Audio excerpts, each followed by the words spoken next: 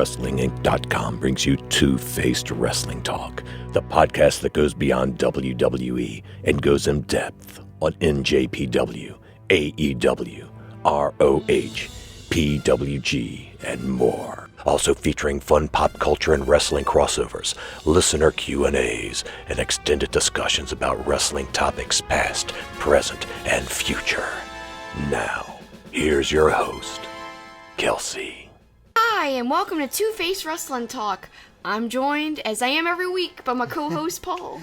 A little blurry-eyed, a little worse for wear, as I'm doing a freelance shoot for the Oxygen Network, of all things, for the next few days. So Where true crime lives. Where true crime lives, apparently. Yes. So we're up early, recording the podcast. If you are looking for it and it's Friday, it's a little late, but we appreciate your patience. It's been a hectic few days for us. It's all my fault. It's all my fault. It's my fault, too. No, it's a general rule of thumb. It's my fault. On everything. Yes, I even said that on my freelance shoot the other day. If something's wrong, it's my fault. Whatever. Well, it's not your fault that... That what? I don't even know. I was going to say that the Best of Super Juniors tournament was good, but it doesn't make sense. Never mind. I'm tired. It's early. Oh, well. Let's talk about some plugs, first of all. Let's talk about Super Kicking It. Yeah, you can find me on Twitter at SuperKickingIt, SuperKickingIt. I did a Periscope video the other day, kind of just talking wrestling. Every Tuesday at 9:30 p.m. CT, I've been doing a video, whether it's just a random video, me talking wrestling, or a pop culture video. I've been doing some sort of video every week. If you want to check that out, stay tuned to my Twitter because it's easy to find there. Or you can go to the same name, Super Kicking It, on Periscope, because that's my same screen name there. Also, check out my YouTube, Super Kicking It with Kelsi, that's Kelsi, for my latest videos as well. And also, recently, I did a really fun video with my friends John, Warren, and Anthony at Smark to Death. You can find them on Twitter there, or on YouTube, Smark to Death. We talked about the Best of Super Junior finals, and we predicted Dominion. So if you guys are interested, it's really funny. John and I argued about Juice, whether or not he's a B+ player or an A player. We argued about that for like 50 minutes, and everyone was really entertained. So check it out. We've had that discussion in the past, but yeah, definitely check Kelsi's videos every Tuesday, whether it's Kelsi Likes, either or just general feedback that you take from viewers and listeners. Yep, I have a lot of fun doing those, and it'd be great if you guys checked it out. Also, you could check out our Twitter for our show at TwoFacedPod, TWOFACEDPOD. There are weekly tweets about the episode with all the links. So if you need to know where to find us, especially if you'd like to look at the video version if you only listen to the audio, check out that tweet on TwoFacedPod every week.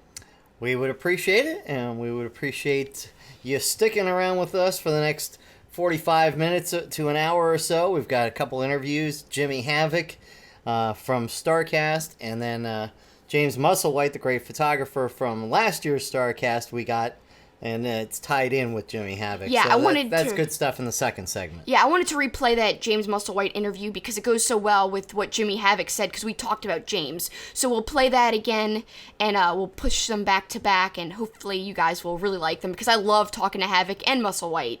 Great stuff there. But it's time for news and headlines. It is time for headlines.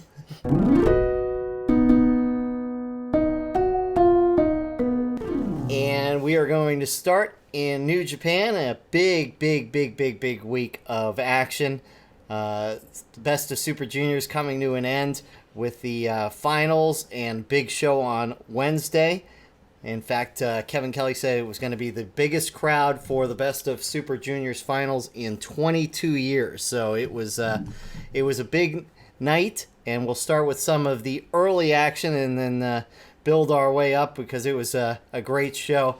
Of course, there was an 8-man tag early on. Naito with the great stare down of Ibushi setting up their showdown at Dominion. But I liked him leaning over the rope and giving his look at the belt like, I really would like that again. They've got some great interactions, but the match itself, it's been so many times in such a short period of time. So to me, personally, I'm not super jazzed about it. I know it's going to be an awesome match, but I'm just ready for Ibushi to face anybody else right now. And Naito, too, because Naito needs some wins.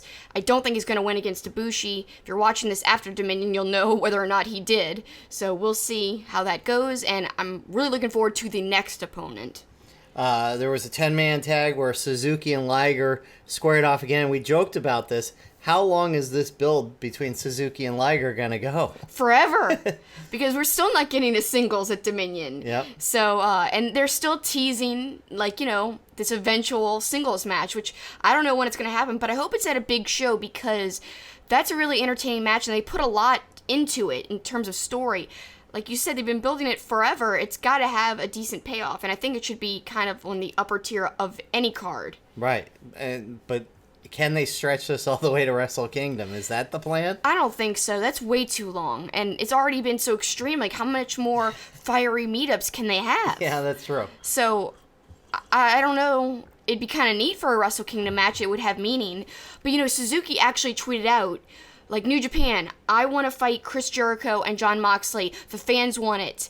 And I tweeted as well after he tweeted that, and I said, Suzuki just tweeted about fighting Chris Jericho and Jon Moxley. Make it happen, New Japan Pro Wrestling. Yes. Those would be Wrestle Kingdom worthy matches as well. Yeah. I'm tired of Suzuki having a lower tier Wrestle Kingdom match. If you recall, he was on like the pre-show last year at Wrestle Kingdom 13. That cannot happen this year when Jon Moxley, before he joined New Japan Pro Wrestling, while he was still actually with WWE, apparently was a guest at Bloodsport and said that he was there because he loved Minoru Suzuki and he wanted to see Suzuki. He told one of our Wrestling Inc. cohorts that.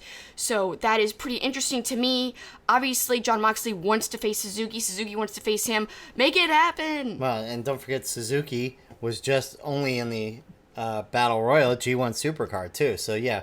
And that was a crime, too. I mean, he had a great showing there and a great little moment, a couple of great moments. But to me, it could have been bigger. It could have been a singles match or even a tag match if he was going to work with Zack Sabre Jr. And on top of that, as we look ahead to Dominion later in the show, he's not a major factor in that either. So we'll see what happens with Minoru Suzuki.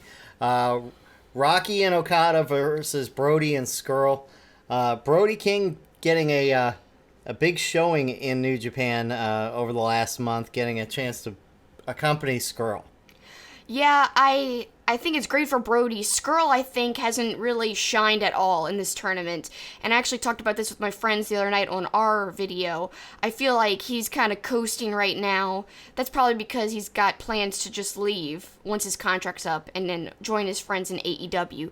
That would make sense, but Brody and Skrull had a decent match here, but I think Brody's the one who shined, not Skrull. Mm-hmm. And I feel like there's an awkwardness of them together. I don't really buy the chemistry. I'm not saying that they're not friends, but it just doesn't come off as natural as when Skrull worked with the Bucks, let's say. Or anybody, like even Omega, anybody in the Bullet Club, which he eventually obviously joined. Well, it just, the chemistry's not the same. And I think, and rightfully so, in Ring of Honor, Brody is with PCO. They are a better fit. I think it was nice that Skrull had him along with New Japan. I think that was good exposure for Brody, but he is still in Villain Enterprises, obviously secondary behind. Like Skrull is the leader, and PCO and Brody are a tag team. Yeah, I just feel like PCO is even outshining Skrull in Ring of Honor. Mm-hmm. I just feel like Skrull is not giving his 100 sometimes. I still love him. I still think he's a great wrestler, and this is something we talked about a lot, like I said in the other video, with Smark to death. But I just don't think he's firing on all cylinders, and I can understand why. But Brody had some cool parts in this match, though, speaking of Brody, because I think he's doing great. Brody and Rocky kind of squaring off. The size difference is just amazing. I loved that visual. It really worked out really well. And, of course, Brody and him have a little interaction, and then Skrull comes in once Rocky is knocked down. Then he tags in. Okada showing great strength when he slammed King on top of Skrull and then gets the finisher, the Rainmaker, on Brody King. But, of course, it's what happened after the match. Okada, a couple times during the night, alluding to where's Jericho, where's Jericho. Looking around. Yeah. Kind of making it seem like Jericho may attack, and then Jericho's video comes on. Great video piece, But I'm disappointed that Jericho wasn't there for any of the build. You know, I know people are like, oh, well, he had Fozzy dates, he couldn't be there. Because to me, I was like, Best of Super Junior Finals and Dominion, they're 4 days apart. Jericho could have been there and just stayed in Japan for 4 days. So if the argument is he had a Fozzy date that he couldn't break, and that's why he wasn't there for Best of Super Junior Finals to build up to the match at Dominion, that is okay. But there's got to be one date or 2 dates he could have made time to be there in this build, because to me, just a video package, which it's awesome. Great. It's a great video package. It's very eerie. It's yet another rendition, another iteration of what Jericho is doing with his new character. It's a little different. Okada! Painmaker. I like that a lot. I like the differences and the creepiness and how he's even evolved it further than what it was when he faced Naito and Omega. But I feel like in person, at least one interaction between them would have been better for this build. Huh. Yes, you could say, like, it's Jericho, he doesn't really need to be there, Right. but you do. I feel like you do. I liked Okada when he went on the mic asking the crowd what is a painmaker. Yeah, that was good. All you need here in New Japan is a rainmaker. And I really can't see Jericho winning here. Like, I was surprised when he won the IC title belt from Naito. That took me by surprise. But I really feel like this is not a possibility for him to win the IWGP Heavyweight title because of his involvement with AEW, because he won't be around very much to defend it. I just feel like, you know, looking ahead to Dominion, I don't see how Jericho could win. But Okada had some cool moments looking around, almost mocking the fact that Jericho wasn't there in this build to Dominion. And if you're watching this after Dominion, it'd be interesting if I'm wrong somehow and Jericho wins the belt. That would be weird. I hope it doesn't happen. Tanahashi and Jay White doing battle again. Tanahashi coming back from elbow surgery. Jay White looking like a member of your favorite band. Oh, yes. I really thought that his jacket and then the beard together made him look like he was a member of Sgt. Pepper's Lonely Hearts Club Band. And of course, it's a Beatles reference for any of you guys who love the Beatles. They have an album where they're all dressed in these, I don't even know what type of jackets they're called, but they've got, like, you know, these shoulder pads and these lines, like these black lines across the center of the jacket. And the jackets are different colors. Some of them are red, blue, Jay White's was red, and it looked just like something off of the album cover of Sgt. Pepper's Lonely Hearts Club Band. It was so crazy. Yes, it would. If only he had broke into song, so we could like use the Beatles like lyric to mock Tanahashi. How cool would have that been? This is how little I really kind of knew about this match before I went into it. I, for some reason, thought that Tanahashi was facing Zack Sabre Jr. again. And it wasn't until we were in the show watching that I was like, oh my god, I did a Periscope video and I was thinking that Tanahashi was facing Zack Sabre Jr. That's how out of it I was about this, but White looked great as usual. I felt like he was really, really fresh and extra heelish, even more so than usual. Tanahashi did really well, but, you know, he's returning from surgery and everything, and I don't know. I thought it was a good match, but not my favorite by far. Good heel work by Jay White and attacking Tanahashi before the bell, working the elbow. Good stuff by him. I did have an observation during that match, and I've noticed this in Japan before, but this match and this show in particular, but this match in particular, way too many people at ringside. Between the Young Lions, Gato was out there, of course, during that match. Seemingly 10 or 11 still photographers. Then you've got the crew for NJPW World. I counted close to, if not 20 people ringside, and constantly they were telling camera guys to get out of the way. They were running into the handheld camera multiple times.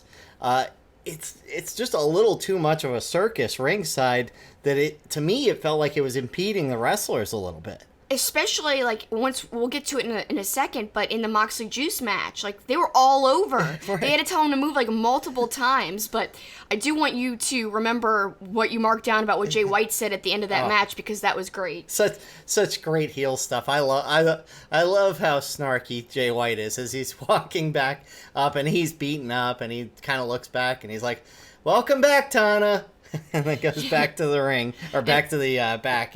And I thought that was funny. That was funny. It was his, usual smarmy, cocky type of attitude. I liked it a lot. Well, you just alluded to it, so let's get to what was really kind of the big moment of this show. Jon Moxley making his appearance after some videos throughout Best of Super Juniors kind of taunting Juice, and we finally get the payoff of Moxley coming to the ring just like he did with the Shield through the crowd. Which is really unique for New Japan Pro Wrestling. Like, yes, it's not completely unusual, but it is unique. I really like it. And I feel like his new gear is awesome. It really fits him. So yes, we got the run-in at Double or Nothing. So we saw him, and it was really exciting. But this was the first match he's had on the non-WWE scene. So I was super hyped up to see how it would be. The gear did not disappoint. Because he had a leather jacket with a spray-painted Mox on the back. Yep, that was very so cool. It almost looked like a face, because I was like, what is that design on the back? And you're like, it says Mox. I was like, oh, I thought it was a face at first. Really, really, you could tell he was jazzed up. You could tell he was refreshed. I loved that. That added a lot to it. But not only was he refreshed, but what made this match so great was that Juice was refreshed and reinvigorated. Juice came out looking serious as hell. He had something covering his hair that he's been wearing. It looks like a bandana piece. He gets in the ring, stares down at Moxley, takes off the headpiece, and you see that he's cut his dreads off. I know. Serious Juice. Look like a different person. He meant business. That's what I think it means. I think it means that, and he said this after the match during his post-match promo. CJ Parker, who, that's his persona from NXT, CJ Parker's dead. This is Juice Robinson now. He's serious. He's ready to go. And, you know, not to spoil everything about the video or keep referencing the video I did with Smart to Death, but we had this argument about Juice, B-plus player or not. My friend John was saying that he was a B-plus player, and there's nothing wrong with that. You've said that. I think he's elevated higher past that, because he's made this match work. He made this match work with hardly any build at all. There was a video package build, but there was no in-person build at all, and Juice made it work. And not only did he make it work, but he was a worthy contender to make Moxley look really, really good in his debut match for New Japan Pro Wrestling. There's no way anybody doesn't take Mox seriously now after that match with Juice. He busted Juice open. It just did a lot for Moxley to face Juice. And I think it did a lot for Juice too, because he looks serious. And I think just because you've got like a silliness and a zaniness doesn't mean that you're not an A player. I don't want all my wrestlers, the top tier guys, to be serious all the time. I'm gonna beat you because of this, this, and that.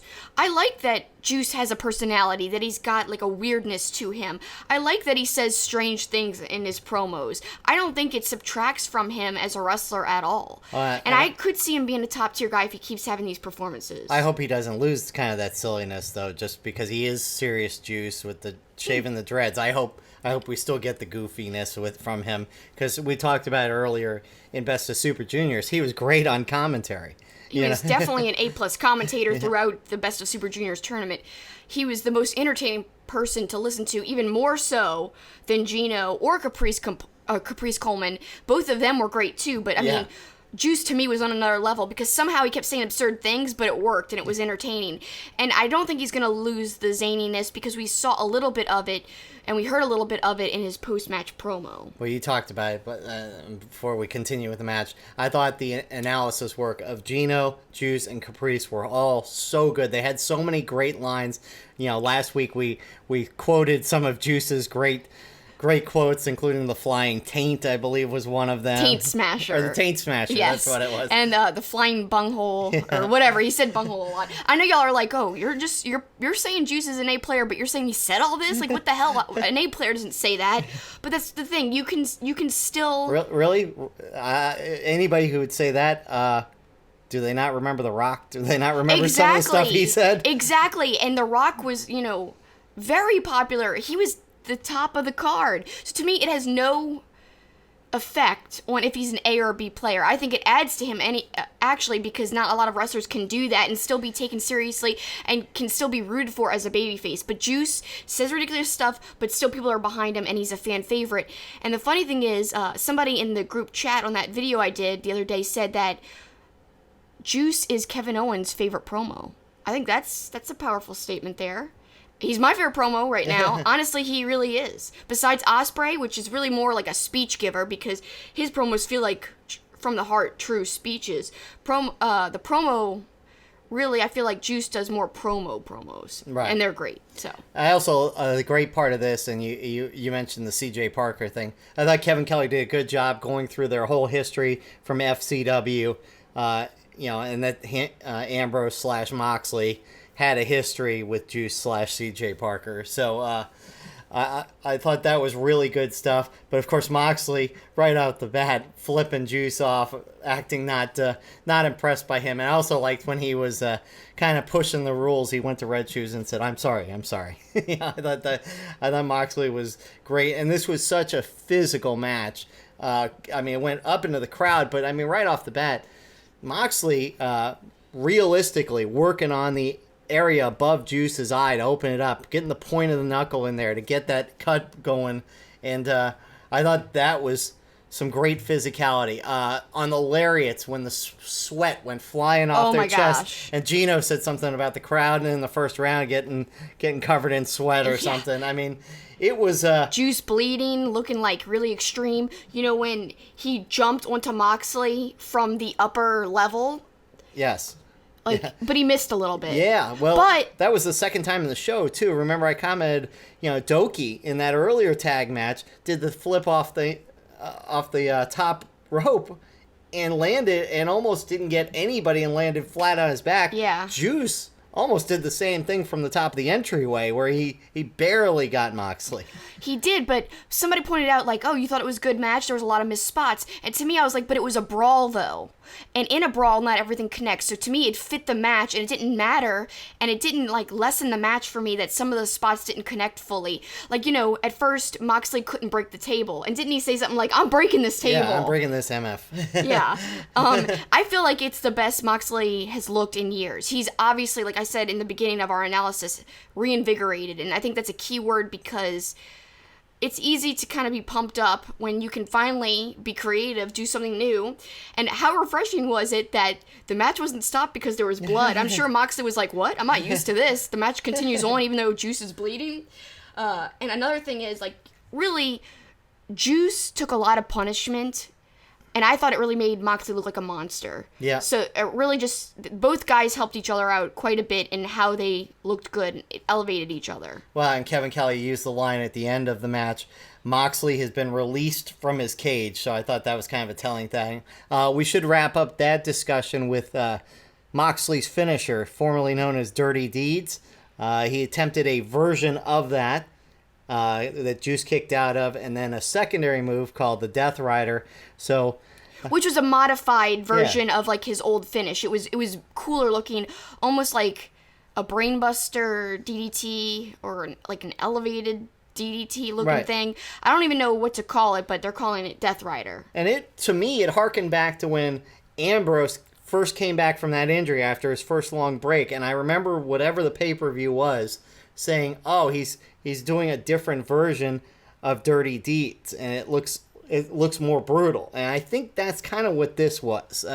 It was very similar, but I like the name. I like the name of the finishing move, Death Rider. I think that's a good name. And I think it's good that I didn't like his old finisher very much. I didn't think it looked as effective. I feel like this new one, just a little different, really gives him some freshness, makes him seem more scary. His finish just seems more effective to me. And I just like it because it's oh, the old me is dead from WWE. Juice is saying CJ Parker's dead. I feel like that was the statement of Moxley being well, Ambrose is dead. This is John Moxley, That was cool. So Moxley gets the win, gets the belt, and we'll move on to Dominion, which again we will talk about in a little bit. But now on to the Best of Super Juniors finals. Shingo, undefeated, 96 straight matches since coming to New Japan against Ospreay. And speaking of entrances, we talked about Juice, we talked about Moxley. Will Ospreay coming out with the sword, they were saying he was coming to slay the dragon. Boy, what a great match. What a wonderful match, and I feel like things have come full circle for Will Ospreay. I remember the match that got me into New Japan Pro Wrestling. It was from a Best of Super Juniors tournament, in 2016. It was Ospreay versus Ricochet, and of course that's the year that Ospreay first won his first Best of Super Juniors tournament. Fast forward to now, he just won his second. So I feel like Ospreay somehow has gotten even better in the ring since his first Best of Super Juniors tournament, since his year of his debut in New Japan Pro Wrestling, which was 2016. He's only gotten better since then, not only in the ring, but as a compelling person outside of the ring. You know, in his speech, what he says outside of the ring. I feel like all that has improved, and I think he deserved to be a 2-time Best of Super Juniors winner. And I thought this match particularly was super clean. They had a great chemistry together, him and Shingo. Every time I thought, like, oh, this could be, like, you know, a mess up, like, they kind of played it out to where it seemed perfect. Like, there was a couple of times where I felt like Will Ospreay almost shouldn't have been on his shoulders, on Shingo's shoulders, but then he started to, like, punch out. So to me, everything was laid out super perfectly. They just worked great together. The timing was impeccable. I just love the match so much. I thought that was the best match of the tournament. Absolutely. If we were talking about the best match excluding the finals, I would probably say Rocky and El Phantasmo because of the emotion. But if you include the titles, you got to say the final was the best. Yeah, it was fantastic. There was a scary move where Shingo flips out of the ring and catches his leg on the barricade, hearkening to TK Orion and his brutal injury. That was scary. That was scary. I also loved when Shingo flips Will, and we're used to him landing on his feet, but he flipped him so much that he landed flat on his back. I thought that was a really cool spot as well. It was a cool spot, and you know, I talked about this being the match of the tournament, but honestly, to me, for the year so far, it could be the match of the year. I thought it was a wonderful match. Like, I was invested, and that to me is a really big deal, and a really big part of enjoying a match is if I'm invested in the people in the match or not, in if I'm invested in who's going to win or not. And with Will Ospreay, I'm always invested in his match, so that's no surprise. But even further, I just feel like the in-ring quality was there. It was really, really high. And the result had a lot of meaning, too. So that added to the enjoyment of the match as well, was the ending had some kind of consequence and meaning and mattered going forward, and it does matter. Well, and I love that, you know, even though I'm not a huge fan of this all the time, I love that each guy kind of kicked out of each other's finishers, or one of Ospreay's finishers, because he hits the Os Cutter on Shingo, and Ospreay, you can see him mouth, no way. Yeah. And then later, Ospreay kicks out of the Last of the Dragon, so finally Ospreay puts him away with an Os Cutter off the top rope, and then the Stormbreaker to win the match. Let me rewind to a really great sequence that, if we're talking so much about the Ricochet Ospreay match from 2016, I feel like we have to reference this sequence because there's a sequence in the Ricochet match that you think is very choreographed. Mm-hmm. And we saw this sequence that could have been similar. You could think it was choreographed, but to me, it was perfectly executed, and it didn't seem choreographed at all. And it was between Shingo and Ospreay, of course, earlier in the match, where they just kept rolling away or flipping and countering each other. And it was just, it flowed so well. The timing was impeccable. It was, that's how a sequence like that should look. Like, yes. You're countering, you're doing things that evasive. It's not just like the choreographed dance move in the middle of the ring, basically. But there was flips involved. Oh, yeah. There was rolling around and timing. But it felt like legitimately trying to avoid danger. Yeah. Yes, and it worked really well. And you pointed it out specifically, so I wanted to mention that because you really loved that sequence, and I thought it was good too. And again, it's funny to compare the Ricochet match because there's a part in that one you don't like, but I love. And you're like, it's too choreographed. But to me, it was perfect. However, this match had nothing that you could say, oh, that was too choreographed. It was just everything worked and flowed. Ospreay, two big things in his post-match after he won. He gave a shout-out to Takahashi. He said he wants to carry the Super Junior thing again, which is an interesting discussion because a lot of people think he's going to move up to heavyweight at some point, but at the same time, he made a commitment to Super Juniors, or to the junior heavyweight division. But the other announcement, speaking of commitments, him saying that he's going to stay in Japan full time. That's a big deal, and I think it's great. It shows that he's invested in the company, and I'm really confused if he's going to move up to heavyweight or not. I feel like he could be the person who almost bridges the gap between heavyweight and junior weight and almost have like a soft line that he crosses back and forth that could easily happen, but I don't know, how would they execute that? So it may or may not happen, like, because, I was thinking to myself, he could possibly be in the G1, but that would be a really brutal schedule for him to go into after this schedule from the Best of Super Juniors tournament, so I'm thinking it's unlikely only because it would be really unhealthy for him, but... maybe if he takes from Dominion off until the beginning of G1 and does no wrestling, maybe he could. You've got a lot of great juniors in the junior division, people who could carry and be the face and the cornerstone of the division. But I feel like Ospreay, especially after winning the Best of Super Junior tournament for the second time, I guess an argument to why he wouldn't move up to heavyweight right away is that he is now the face of the division and the cornerstone. There's a lot of guys who could take that from him and carry the division, but I feel like Ospreay is the best one to do it right now. I mean, you could argue, oh, there's Shingo, though, or Ishimori. I feel like Shingo's almost going to move up to heavyweight before Ospreay. I agree. Because I feel like they're almost teasing that more, even on commentary. He's a Hershey's kiss away from a heavyweight. Yeah. They were saying that about Shingo on commentary. So to me, it's almost more viable that Shingo would move up before Ospreay. But I wouldn't be surprised if they let Ospreay work with the heavyweights in some way. They found some kind of loophole to make it almost like he's a go-between kind of thing. Almost like he did when he had the never open weight title. Yeah. So let's move to Dominion now, and we'll start right there with Will Ospreay going against Dragon Lee. Obviously, to me, this is going to be one of the best matches of the show. Yeah, definitely. I'm super excited about it. And the thing is, like, I could see either guy winning, and I feel like Hiromu is the key. Because whoever wins, I feel like Hiromu will eventually have a feud with. I know Hiromu probably will have a feud with either one, but the story, the immediate story for Hiromu's return could be either guy. Like, so I have no idea who could possibly win and who's really going to viably win. It could be either one and it would work. So Dragon Lee's the one who took Takahashi out with the injury. Not purposely, of course, but it would be a great story to have Hiromu come back and challenge Lee for the title if Lee retains. But then you've got Ospreay and Takahashi who also have a history, and it would be great, just as great, if Hiromu comes back. Let's say Will Ospreay wins this match against Dragon Lee, and what if Hiromu comes back and beats the guy that won the Best of Super Junior tournament and just beat Dragon Lee? So how big of a splash would that be for Hiromu? A huge splash. It would really mean like he's really back, and he's a secondary face just as high as Ospreay in the junior division. So to me, that would be an awesome thing for Takahashi to come back and beat Ospreay.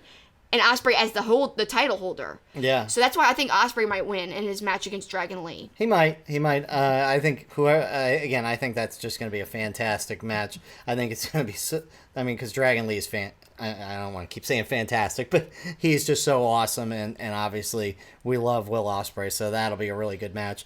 I did mention Minoru Suzuki not in a major match, but he is in a tag match with Zack Sabre against Liger and Yoshihashi, as Yoshihashi looks like he wants to challenge for the British title, so that's a little storyline with Zack Sabre. And, of course, the Liger, Minoru Suzuki rivalry continuing. We touched on Okada and Jericho earlier, so not much more to say there, except that you think Okada wins there. I think he has to. Yeah. Because you got to have your IWGP heavyweight title defended and around on most of the shows. You can't just have somebody who's not around. Like, it worked for the IC title for a little while, but even people were upset that Jericho wasn't defending that as often as he should have. But it was cool to see Jericho. He's such a big name, and he does draw, new eyes into the product. I will say that. But as your champ, it to me is the wrong decision. So if you're watching this after Dominion, you'll know for sure what happens. But I am predicting that it has to be Okada, and I'm hoping I'm right. Ishii versus Tai Chi for the Never Open Weight Championship. They've done a pretty good job on this build as well, I know. Go ahead. Tai Chi, flipping Tai Chi, he's the B-plus player. Yes, he's improved, but he's still a B-plus player, in my opinion. I don't want to call Juice a B-plus, but I'll be more than happy to call Tai Chi a B-plus. Because yes, he's improved, but he's not like top-tier guy. I really want this to be Ishii. Ishii's had a great year. I would love to see him with the title now. So Shingo's going against Kojima. An interesting match. Shota had such a good New Japan Cup. The young lion, he's going to be Jon Moxley's first title defense. I just think it's odd that it's the first match in the show. Yeah. Like, why not make it higher up on the card? I guess start off with a bang, Yeah. but I just don't get it. I think, like, because Moxley just had that really big match, they should at least make it third or fourth of the night, and not the very opening match. Shota deserves it because he had a great performance against Tanahashi. Like you said, like, we've seen great things from him. It wouldn't be, like, the matchup that everyone would first think of, but I think it's a good first person for Moxley to face. There's no way Moxley's not going to win, though. Yeah. But it's great for Shota. It's a great Yeah. platform for him, a great stage for him. Lots of eyes are going to be on him because everyone's watching what Moxley, FKA, Dean Ambrose, is doing on the non-WWE scene. And we'll see if somebody makes their intentions known after that match of coming after Moxley. That could be interesting, too. I wish it was Suzuki, but Suzuki has a match later. Yeah. So I don't know. It's like, if they did this for the reverse order, then Suzuki could come out after his match with Liger. Say that was the first match. Then Moxley showed it later on in the card, and that's when Suzuki could come back out and be like, I'm challenging you. Yes! Maybe they don't want to go into that yet. Maybe they want to save that, but it better happen is all I know. It better eventually happen where we see Moxley versus Suzuki. Heck, I tweeted out, do you guys think that Moxley would work in Suzuki Gun if he joins Suzuki, or would you rather him feud with Suzuki? I gotta say, I could see him being with Suzuki, but I'd rather him feud. And a lot of people are saying that they want Moxley to stay solo. I could see him. How about he feuds with Suzuki for a little while and earns Suzuki's respect, and Suzuki invites him to join Suzuki Gun. I would love that, but I wouldn't mind if Moxley had no faction affiliation. Yeah, especially because he was, and he probably would push for that because he was for so long identified as just part of the Shield. So yes, I think he'd like to be just a singles guy for a long time.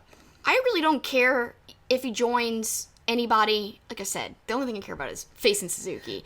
I mean, that's what I want to happen so bad. So yeah, that's all. Tama Tonga and Tonga Loa going against Evil and Sonata. I'm over this. I'm wearing my Ring of Honor shirt. We're going to have that Briscoes, Tama Tonga, Tonga Loa no DQ match somewhere down the road. But that'll be the third time they've met, but it feels like Evil and Sonata have been their opponents quite a bit.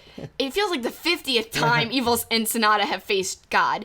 I know this might sound a little hypocritical because I'm super jazzed for the Briscoes and God, their third match that you just referenced, which is going to take place at Manhattan Mayhem. And it's going to be no DQ. It's going to be brutal. It's going to be awesome. The building won't be able to contain the level of violence and cursing. And we may or may not be there. We'll see. We don't know. We have no idea right now with our financials, but we would love to be there. That match would totally be a pro for going. It would be absolutely a thing to want to mention see. Being at the Hammerstein Ballroom, which is like a goal of mine. I've always wanted to go. I wanted to see a Ring of Honor show there live. It's like definitely something on my bucket list for sure.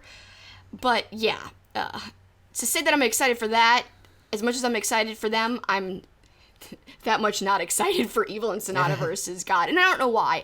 I just think they've faced each other so much, and there's no story at all. The Briscoes and God, they have a story. And I think you've got to keep the belts on God because of the whole meaning of their match against the Briscoes. But now that I'm saying this out loud, I guess Evil and Sonata could take the IWGP titles, and then the Briscoes will only be facing for the Ring of Honor titles, and then that's how they win it back without taking away the IWGP titles. So to me, maybe I called it all wrong. Who knows? We'll see. Yeah. But it'll be a good match, but not as exciting as I'm talking about Evil and Sonata this week. Not as exciting an opponent as the Briscoes. Yeah. Jumping all over the card, but finally Ibushi versus Naito. And I talked about Gino's great commentary in the Ibushi match the other night. He goes, I really like Ibushi. We have similar body types. That was funny. Yeah, I remember you writing that down.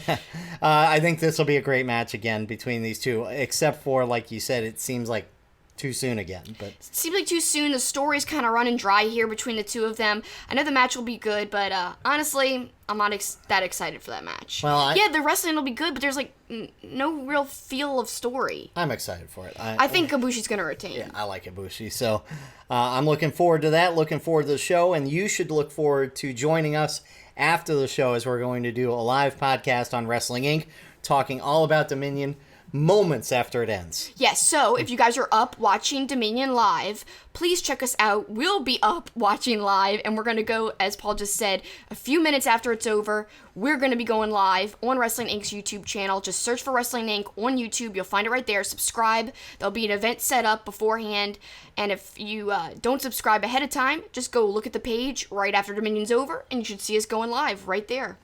So, please tune in for that. We'd really love to talk with you. And a lot of times we'll read comments. So if you've got comments to say, if you've got things to shout out about the show or anything else in New Japan happening, you can do so in the comments and we'll most likely read them. Let's go ahead and go to a little discussion. WWE, NXT more specifically. WWE, of course, has Super Showdown the day that we are releasing this episode. So we're not going to talk about Super Showdown for that reason. As well as we're not all that interested in that show. But we were very interested in NXT TakeOver 25, and it started with your guy, the Bro. I forgot we were talking NXT. This is how tired I am. I'm like, we're almost done. Now we're going into NXT TakeOver. Oh, man. Yes, I was really happy to see my boy, my bro, the bro, Matt Riddle, against Roderick Strong. You know, I know there's lots of people who love Roderick Strong because he is a great in-ring wrestler, but to me, the charisma isn't really so much there. I'm going to get some heat for this, I know, because Roderick Strong, a lot of people love him. No, he's good in the faction, though, and that's where he shines. He's just, yeah, he even, like, his face, he just looks like has nothing to say at all. I know. So that's why he's not really a pro guy, or a promo guy. You needed to have Riddle win here after his loss against Velveteen Dream, so... Yeah, and you loved a sign in the crowd for the Bro that you thought looked like something else. Oh, yeah, it looked like the NWO logo. So, you know, big W, small N and O. This was a big R, small B and O. It was awesome. So it was like Bro in the same style of that. And I thought that was a clever sign. I noticed it right away. Great sequence where Strong was throwing the knee strikes and the forearms. Just kind of... It was a great exchange along the ropes. And I thought it was a great match. And it was a great match... Surprisingly, I thought, because, you know, again, Roderick Strong doesn't overly excite, but he does always deliver, and it really set a good tone because the crowd was so into that match. They really were, and something that I love about Riddle's matches, and I've made this comment before, his kick-out technique, like the way he does his kickouts, are so unique and different. Instead of like throwing his whole arm out, he just lifts up his shoulder. And to me, his kickouts are so beautiful. I love that he kind of just lifts up his shoulder and like just elevates it versus moving his whole arm out of the way. I just think, you know, hardly anyone's doing a kickout like that. Everyone just kind of throws their arm around. I like it. I really love it. I just think it's kind of really subtle. It kind of almost makes him seem like a true MMA guy. I don't know, the way he just lifts up his arm. And he is a true MMA guy, so it just fits perfectly with his character. And he's so like thin and sleek that I think the kick out also works like with his body type, the way he looks. It just, everything flows together, just very clean cut, smooth. So we'll see if maybe Matt Riddle is positioning himself for a future main title shot. We know he went after Velveteen Dream at the last show, which was an awesome match in Brooklyn. So the War Raiders, whatever you want to call them, one of their four names, vacated the NXT title. So we had a 4-way ladder match, and boy, was this brutal. Yeah, it was brutal, and I know you really loved the match, and I'm sure it's between this match and the Cole and Gargano match for your favorite. I'm sure it's pretty close. Yeah, I mean, look, again, NXT always delivers, so the whole show I thought was really good. There were just so many brutal spots. I mean, right off the bat, Blake with that suicide dive into the ladder. I thought he was going to knock himself out right off the bat. And then Kyle O'Reilly took such a beating in this match. He and Bobby Fish both, but Kyle O'Reilly... And then Bobby Fish later comes out with a sling. Is that real? I don't know. Was he hurt in this match? I don't know. That was weird to see. Like, he had a legit sling on at the end when he... joined Cole in the ring. I loved when Jackson Riker comes out and everybody kind of teams up to beat the hell out of him to get him out of the match. But in the end, the Street Profits get what I think is kind of a well-deserved title for them. A long time coming. Yeah, they've had a nice build to the point that they deserve it. I know you liked some of the other teams, but besides Red Dragon, I'm sorry, I'm used to that. Besides Undisputed Era, I feel like Street Profits are the only other team in that match that have charisma and personality, like really that shine really, really bright. So to me, I feel like at least I can get invested in their personas, in their gimmick, in their fun nature. Yeah. I like it a lot. But they also show that they can be serious and wrestle when they have to. So to me, I'm glad to see them shine, and having the title, especially if they have a little bit of a run, I feel like will elevate them as performers overall. Yeah, it's not like Forgotten Sons are going to be goofy. Yeah. They are very serious. Tyler Breeze made his return to NXT. I loved Velveteen Dreams promo leading up to that, where he just killed Tyler Breeze's failures basically on the main roster. It had so much truth to it that you were like, ow! And that stings. That stings. Come on. If you're Tyler Breeze, you're like, oh my gosh, that's so true though. I also love Dream taking the selfie on the table while he's holding Tyler Breeze with the belt. Yeah. I thought that was a great moment. You know what was awesome? To see the crowd really have a warm reception for the return of Tyler Breeze. Because, we saw it in the Matt Riddle Dream match. The crowd was so behind Dream they didn't even care about Riddle, which Riddle's super over. Right. So for Dream to be the one cheered so much in that match, it just shows you how popular Dream is. However, having said that, it also says a lot that Tyler Breeze basically got dueling chance during the entrance of his match against Dream. So it just shows you how much people love Tyler Breeze and appreciate what he's done in NXT. And they know he must be happy to be back because he's actually getting a high-level match, unlike on the main roster. I agree. And it was a nice homecoming for Tyler Breeze. Io Shirai taking on Shayna Baszler. I really thought Shirai might win this. I love her little dichotomy where she smiles and then looks all serious like a second later. Yeah. But Baszler ends up winning. This brings up an interesting thing, honestly. What's that? Who is going to beat Baszler? She has been built up so much like a monster, almost too much, honestly. I really thought it was going to be Io, and now who is it going to be? I'm thinking Candice LeRae possibly, but Candice LeRae has not wrestled or done anything besides being Johnny Gargano's wife, which I'm very upset about because Candice is amazing. Have her have a whole bunch of matches, build her up so that she is a super strong competitor for Baszler instead of just a random competitor for Baszler. Well, she came down ringside with a kendo stick that looked gigantic in her hands. Oh yeah, you kept saying that. It looks so big and she looks so tiny. She really did. But at the end, Baszler submits Io, and then Io goes nuts with the kendo stick in the chair. So to me, that sets up maybe some sort of no DQ match with her and Baszler, and maybe that's how Io ends up winning the belt. Maybe that could happen. So, the secondary match, just don't have Io win it on the first one. You gotta have another one that's more brutal. Yep. That's a good point there. I could see that, too. I could see that more viable than the Candice win. Although I want Candice to be NXT Women's Champion, I feel like right now, she's really gotta have some singles matches more than just kind of being a sidekick, because she's been playing the sidekick for everybody, not just Gargano. It's also for Io. She was playing the sidekick. I mean, come on.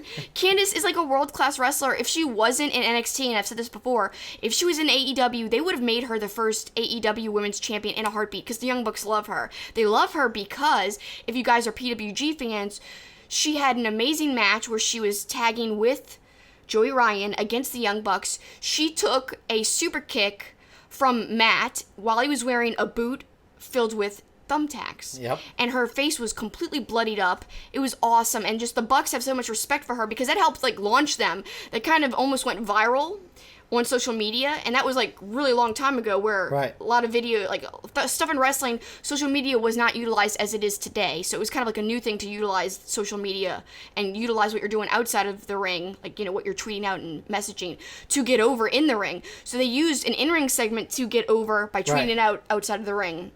So they have a lot of respect for her.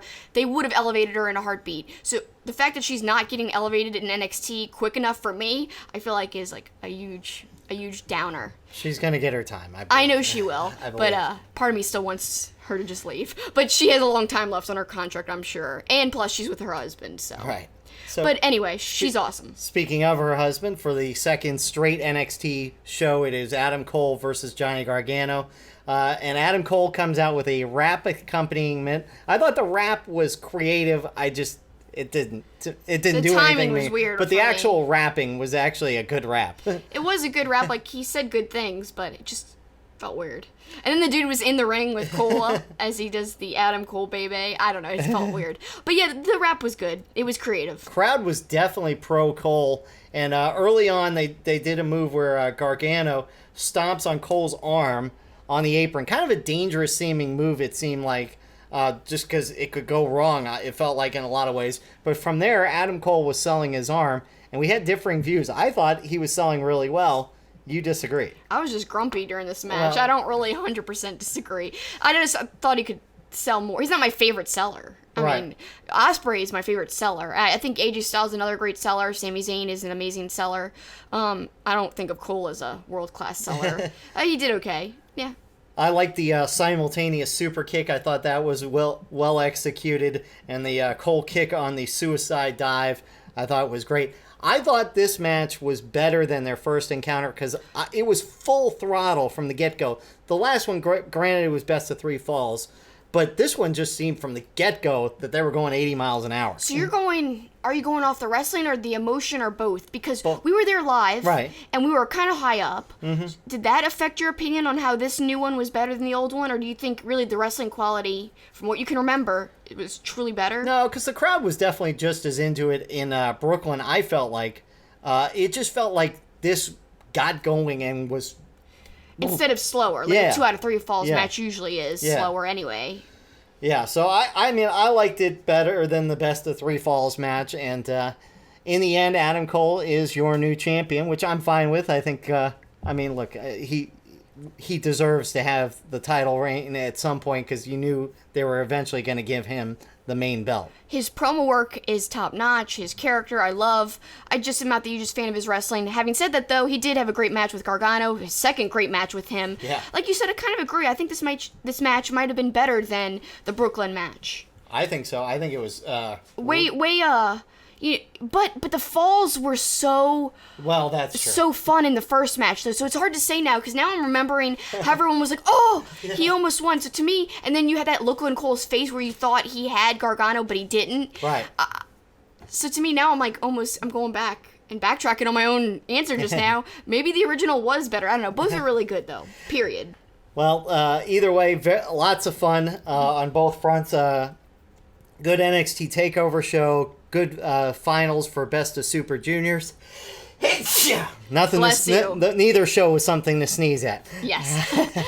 And can't wait for Dominion. Again, remind you to join us for the live podcast on Wrestling Inc. right after Dominion. But when we come back, we're going to quickly go through AEW with a couple of interviews that we got from StarCast. One from StarCast in Las Vegas and another from StarCast in Chicago last year. Our Two-Faced Wrestling Talk logo was inspired by Two-Face, the Batman animated series character, and his coin.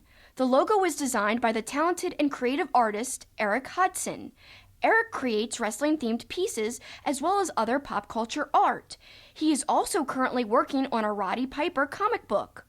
You can follow him on Facebook, Twitter, and Instagram at Dreaded Dinosaur. You can also support his work by becoming a patron at patreon.com/dreadeddinosaur. Please check out his work. And now back to Two-Face Wrestling Talk. So you guys, I'm so excited for you to hear my Jimmy Havoc interview. We talked about, a good number of things for being a shorter interview. We talked about horror movies. I can't wait for you to listen to it. He was such a cool guy. He was. He did a couple of interviews before us. That's why I wanted to keep it short when we did get to him. StarCast was great. We got a lot of people. We were promoting that we were going to run Eric Hudson, our wrestling artist, this week. However, look out for that in the following weeks because we're not running it today. We're short on time. And we've got a giveaway we need to figure out the details of that concerns Eric. You'll be excited about the giveaway. Yes. Especially if you were in Las Vegas for Double or Nothing and for StarCast. Yeah, it is a elite-themed poster piece of artwork, so we'll talk more about that in the weeks to come. Stay tuned, there will be a giveaway, and I know you guys will want this print. It's awesome. Yeah. But having said that, let's get right into our boy, Jimmy Havoc. I'm with Jimmy flippin' Havoc. Oh my gosh, we have to say it that way because PG, yeah. But man, you are such an icon when it comes to hardcore wrestling. Oh, no. take so many risks. I love what you did with stapling the cigarette to Joey Janela. Just talk about last night and how cool it is to be a part of AEW. It's really cool for me, just like as a performer, like talking about the hardcore stuff. Like, I feel like my problem has always been that I've always done what I wanted to do, and I've never really towed the line. I've never really done what other people wanted me to do. But last night was kind of validation for me, I guess, that's paid off now. And yeah, it was cool. Like, I always worry like in that sort of environment how that sort of thing's gonna work, but people seem to like it, so it's, yeah. And I didn't get in trouble for it, so I always find it's best to ask for forgiveness than ask permission and get told no. So yeah, but no, it's cool. It's really cool being a part of it. The industry's changed a lot in the last couple of years, and it's nice to be at the forefront of that now. Yeah, I really do think you're at the forefront of it, and it's just a whole different landscape than it was before. Just talk about, like, what do you think the changes going on? How do you think it's going to affect everything, AEW popping up and the success of Double or Nothing? How will that change things? Well, I think a lot of people are comparing it to like back when WCW was around, because this is the first time in a long time there's been like genuine competition. You know, there's a TV deal that is probably on a bigger channel than anything WWE's on. You know, we got a bigger TV deal in England than anything WWE's on. Like, it's the first time in ages there's been actual competition, and I think that competition breeds, you know, success and creativity. So I think when we're doing the stuff we're doing, it's going to make them want to be more creative and like push the boat out a bit, which is in turn going to make us want to do it more. And it creates a better landscape for wrestling and for wrestling fans, because when people have got choice, like, I don't think it's going to be one or the other. People are going to be able to actually consume more wrestling now. I think the best way to describe it is, like, since like the advent of YouTube and stuff, it's not like wrestling fans have particularly been stuck to one indie company. They watch all indie companies because everything offers something new and something different that people want to see. So it just means wrestling fans, they get to watch more wrestling, and you have no life at all anymore. You know, they used to be able to go out on Wednesday night, but yeah, can't do that anymore now if we've got a TV deal. Well, I don't know what day it is. That's not a spoiler. I don't know what day it is yet. But yeah, it's just, yeah, it's exciting. It's very exciting. I mean, not only is it exciting for wrestling fans, but wrestlers too, more places to work. That's always a good thing. Well, I can only work one place now. Well, now you can, yeah. But speaking about all the places you've worked before this one place, you've had so many like iconic hardcore spots. Can you pinpoint like one craziest favorite hardcore spot you've done? Probably me and Ricochet and Page, either the Canadian Destroyer off the top rope in the ECW arena, or the Canadian Destroyer off the top rope in Karakan Hall in Japan. One through a table, one through light tubes. When I landed on the light tubes, my arse got all real wet. I thought I'd burst my arsehole open, but it was Ricky's head blood. It just soaked through my jeans. So luckily it wasn't my arsehole that got bust open. So. What a relief that it wasn't your arse. Trust me, it was a relief, yeah. I can imagine so. You also had some really great interactions with Ospreay. Like, anything jumps out from that? Because I just love you two guys. Every match I've had with Ospreay has been amazing. Like, he made me a better performer, and I think he'll credit me making him a better one as well, because he was always scared that I was actually going to kill him, which is nice. Yeah, like every match we've had has been so different. If I had to pick a favourite, it'd either be Chapter 20 where he beat me for the belt, or Chapter 76, the 2 out of 3 falls. My cardio is really awful, so I don't know how I wrestled for 45 minutes, so I was really proud of myself for that one. I mean, I'm sure I was laying down for like 42 of those 45 minutes, but you know, you don't see that on the timestamp, do you know what I mean? So Well, I really like both of those choices. Good picks there. And finally, you have done a lot of work with the photographer James Musselwhite. I'm a huge fan of him. He's so artistic, creative, really one of the best photographers. It's because he's got such a good subject. Yeah. I'm actually going to ask about that. His calendar of you, like not this past year, but the year before, where it was like all horror movie like homages. Talk about the concept, how it came to be, and doing the photo shoot. I love horror movies. So we picked 12 horror movies and did photos. Unfortunately, the creative process wasn't much longer than that.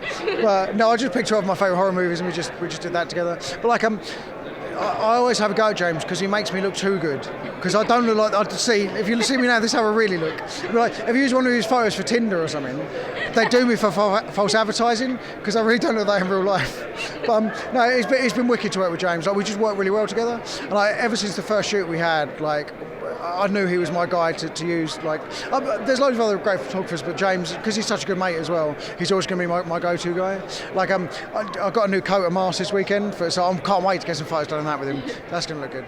Yeah, he's incredible, and actually he was ringside at Double or Nothing, so it was great to see him get to be a part of everything. He probably has some amazing shots. Oh, he does, yeah. He showed me a bunch of shots last night. We went out for a few drinks. Yeah, I can't wait to see. Hung over them, but yeah, no, he's got the shots he gets are always amazing. He's the best photographer I've worked with. Definitely. So what would your favorite be from that calendar with all the horror movies? Your favorite photo that he took? I really like the It one, in the clown Oh, yeah. maker. That looked really good. But I don't know. Probably the for the best shot, I reckon the Scream one, where we're in like the forest with the noose and stuff. I thought that shot was really cool. And the Friday the 13th one, where I'm in the lake with the knife. I had to throw away those boots after that because they got soaked through. But all that calendar I really like. I thought it was cool. The one I was worried about was the Nightmare on Elm Street one, where I'm in his kid's bed with all the kids' toys around. I was like, oh, this looks a bit creepy, doesn't it? But yeah. Well, it worked though. Yeah. And I really love, I think my favorite's the Pennywise one. That one's just so creepy and eerie. I'm going to put you on the spot. Final question. Favorite horror movie? If you can't pick one, I'll allow you to do a top 5. But people debate whether it's a horror movie or not, but The Shining is one of my favourites, just because I preferred it to the book as well. I thought the ending to the film was so much better than the one in the book. I mean, it wasn't bushes. I think The Maze is better than the bushes. 100%, Psycho, I think, is brilliant. Texas Chainsaw Massacre, the original, that's incredible. I didn't mind the remake either, to be fair. Everyone shit on it, but I thought it was alright. I don't know. Maybe actually, Halloween, the original Halloween. Oh, yeah. I actually quite like the new one as well. Me too, Yeah, actually. that was a lot better. I think people shit on it for no reason. The ending was a bit hokey, sort of, but you had to kill him. You can't just keep making these films forever. Well, you can actually, can't you? It's Hollywood. Yes, you can keep remaking it forever if you want, but yeah. Recently they remade Suspiria. That's one of my favorites. Oh, so good. Yeah, that remake was fucking wicked as well. I actually haven't seen it yet. You liked it? It was a lot better than I thought it was good. Maybe I went in with such low expectations. It's probably not actually very good, but because I went in with such low expectations, it was actually really good. But yeah, the original, that's a fucking wicked film. That's probably my favorite. And then Halloween, the original, right underneath it. Even the original, although it's corny, Tim Curry. I mean, come on. Yeah. Tim Curry's amazing. Yeah, and you did such a good homage to the new Pennywise, because I felt like it was more new Pennywise in your picture than old. Yeah. But I love everything you do. Really cool to hear your favorite horror movies. Wishing you all the best in AEW. Cheers, thank you. Cheers, guys. Thank you. So after that interview, and before I had to go run and buy Jimmy a beer, which that was the contingency on him doing the interview. He's like, only if you buy me a beer, mate. I said, all right, done. Of course, he was drinking Budweiser Swill, but yeah, it was terrible. We'll forgive him for that. And I had to run all over the Caesar's Palace to try and find one of the stands that had Budweiser. But after the interview, he told a great story on one of the shoots that they had jumped a fence, and when they did it, there was a police officer right there, and they thought for sure they were going to get arrested. And they didn't get arrested. The officer kind of scolded them a little bit, but Jimmy Havoc thought it would be funny if he was in cuffs getting arrested, and he put out the picture, and then people really thought he was arrested, and his response was, would I be tweeting it out right this second if I had gotten arrested? And would the police officer let him take a picture?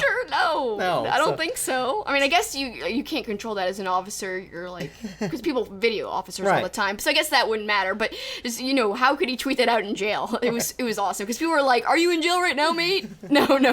Yeah. So it was great to hear that story off camera. We wanted to share it with you because it was so funny. I wish you would have shared it on camera, but it was a cool little moment we had with him afterwards. Yeah. So he and James Musselwhite have had some funny incidents, and you got a chance to talk to photographer James Musselwhite last year at StarCast. Yep, James Musselwhite, of course, as I referenced in the interview, is the photographer that took pictures of Jimmy Havoc for this awesome horror movie calendar, which I love. Really love. I had it, and every month I would flip the page and video me flipping the page to see what new horror movie he was paying homage to.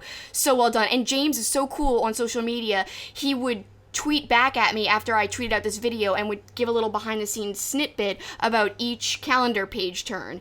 It was great, about each of the photo shoots. He's such a nice guy, and he was at Double or Nothing ringside taking a lot of photographs. And really proud of his work. If you guys aren't familiar, check him out. Just search for him, and you could also find him on Twitter. He also does portraitofawrestler.com, where you could buy a lot of his artwork and pictures.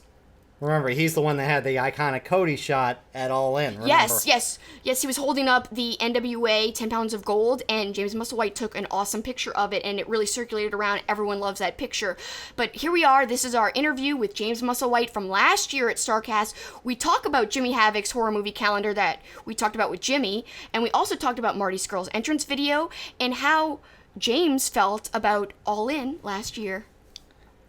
it's Kelsi, and I'm here with James. He's such a talented photographer. He does a lot of great work. He's taken so many pictures of so many wrestlers, including Marty Scurll. He was here today at StarCast taking a picture of the weigh-in. Talk about some of your work and where we can find your work. PortraitofaWrestler.com, that's where I take most of my pictures, mainly of the UK indie scene, which, as you know, is amazing at the moment. Really, really interesting scene. Got huge stars out there wrestling regularly, week to week. People like Pete Dunne, Trent Seven, Marty when he can. Jimmy Havoc, who's my favourite. I know that you've got some of my Jimmy Havoc work on your fridge. I do. I have the Jimmy Havoc calendar, and it's so cool. There's all these little nods to horror movies. Mm-hmm. Please talk about the inspiration behind that, and then like the photo shoot you did to complete that calendar. Well, it's all Jimmy, basically. Jimmy's he's super into his horror movies, his scary films, and we thought rather than just doing a calendar of his our favourite images of him, it'd be really good to theme every month around a different horror movie. So we took him to, we did the Descent, which we spoke about. We did, Nightmare on Elm Street was one where we sort of dressed him up as Freddy Krueger, got like the big glove, and we had the striped jumper and everything. Then we did another one on vintage ones like Psycho as well, where we had him sort of like attacking you in the shower from like that point of view. So we changed it about, but it was just something that was super different. And I don't know what we're going to do next year. We're literally in the planning stages now, as in, we had a beer the other day and he said we should do another calendar. That's how far that planning went. So we've got to give it some thought, but we're going to do something unique for 2019 as well. Well, I'll keep my eye on that because I definitely want another one for next year. So many great images. And what is your favorite image? I mean, I know you must have taken thousands and thousands of photographs. Do you have a favorite or a couple of favorites? Oh man, it's difficult because I'm always trying to do different things, so I'm not trying to do the same thing. My work, like when I started it, was all black and white on dark backgrounds, and there's a picture of a guy called Pastor William Eva. Pastor William Eva. William, of course, short for Bill, Pastor Believer. And he plays sort of like a wrestling pastor, which is lovely. And we've got a shot of him all muscly and grizzled, and he's got his trunks on, he's got his big beard and his big bushy hair, and that's one of my favourite images, and it's one of the only images that's received a formal complaint at the NEC Photography Conference in the UK. Why did it receive a complaint? Because of the placement of the crucifix within the image. You'd have to see the image to understand. I didn't see it. I shot the image. The person who saw it complained about it. They saw it. So who's the one with the really dirty mind? Not me. Oh, geez. Well, your equipment must be pretty intense to take like the type of photographs you do. Talk about the equipment you use to make these beautiful images. Well, I'm luckily enough to be supported by Canon in what I do. We recorded a video for them earlier this year, which you can find online, where I talk about the project and talk about what I do. I find Canon products work really, really well for me, and it's just a lot of people ask me what equipment I use. I only use Canon because I chose Canon out of a shop window when I was 16 years old because it was the only silver camera in the shop. Okay, that's why I chose it. Okay, photography is about using light, seeing light, and using the camera that you've got to capture it as best you can, not the quality or how much your lens cost. Good point there. And you know, a lot of people might not know. You did the video package for Marty Scurll. That's one of my favorite video packages ever. Like when he comes in his entrance, that thing playing in the background, that was all you. Please talk about the inspiration behind that, why you chose, the shots you chose. It's one of my favorite things ever. Thank you. You say it's all me. It's not. It's kind of a little bit me and a little bit Marty. It's a two-way street. It's a creative process. We knew that we needed to, when he went to Ring of Honor, we had to make an impact. We had to do something different, and we had to make him stand out from the rest. And Marty goes the extra mile all the time. The theme music, he sought a guy out to do that for him, to create that for him, and they worked together to create something different. Once we had the theme music in place, we could get ideas for the entrance video. And because it was about him entering a new sort of, a new wrestling arena, a new wrestling ring, we just had him suddenly appear with the umbrella on the ropes, the hat stand in the ring, the top hat, the jacket, and then he stood there. And we've created this character, the villain. He's not a good guy. He's not a bad guy. He's the villain. I love the entrance and I love the video because it's so perfect. It works hand in hand and it's really perfect with the music too. So that was awesome. Thank you for that information. And finally, this is such a huge weekend for wrestling. I think with the Bucks and Cody, and Marty's a part of that too, what they're all doing is really revolutionary for the wrestling business. Talk about what it means to be here photographing all this stuff going on at StarCast and then at All In. It's legitimately the greatest honor I think I've had, since I started the project 4 years ago, to be invited to sort of come here and document things as they happen. And the more I walk around like Starcast and meet vendors and meet the guys who do the podcasts and meet the guys like yourself, and also the wrestlers that are around the industry, you sort of almost feel a changing of the guard, and you almost feel like this is an entirely new generation of the way that wrestling is absorbed by the fans. It's an absolute privilege to be here. Beautifully spoken, beautifully shot photographs. Thanks so much for your time, James. It's been a pleasure. Thank you. Thank you. So a great interview with him. He is a fantastic photographer, one of the best in the business, if not the best. And he shared some great stories there. He did. And not only is he a great photographer, but he's a great guy. During All In, he came and brought me an Okada book. So I have an Okada book from All In because of James Musselwhite. Thank you, James. I love him so much. He's so sweet. I hope to see him again. So we're going to quickly now close out the show and send them home. Kelsi, I guess for you sending them home, why don't you promo once again what we got coming up this weekend? Yeah, we've got our live podcast right after Dominion. I know we keep plugging this, but we don't want you guys to miss it because we're staying up live to do it, and we want to hear your thoughts right after the show is over. So you're a big New Japan fan, please check out our live post-show podcast. All you have to do is go to Wrestling Inc. on YouTube. Search Wrestling Inc. in the search bar. If you're not already subscribed, find it, subscribe to it, or just go to their channel and click the video right after the show's over. And my sending them home is going to be very brief. WWE, Vince, another arm wrestling match. People want to see actual wrestling, not arm wrestling. I know. That is all.